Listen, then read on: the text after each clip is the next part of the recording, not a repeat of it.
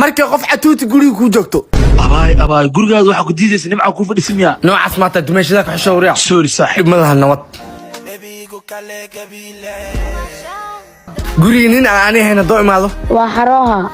warsi qoftan xaaskada cashi dhuubay maho ha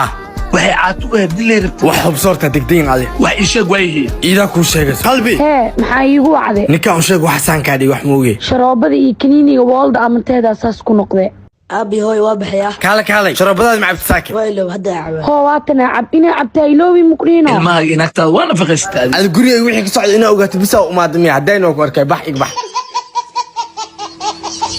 sharoobada walda abateed waa sharoobo lagu talagalay dumarka taasoo aad ka heli kartid hurdo cunto aad u fiican iyo inuu jirkaaga ku qurux badnaado xagee ka helaysaa sharoobada walda abateed farmashiyaha kugu dhawaayay taalaa sidoo kale kosmaatikisyada xataa way taalaa sidoo kale sharoobada caruurta ee nuuna beebi waxaa ka helaysaa meel kastoo ganacsi ah waxayna kuu siinaysaa caruurtaada inay cunto fiican ku cunaan oo jirkiisana kuu koro sidoo kale iyadana waxaa ka helaysaa farmashiyaha kugu dhow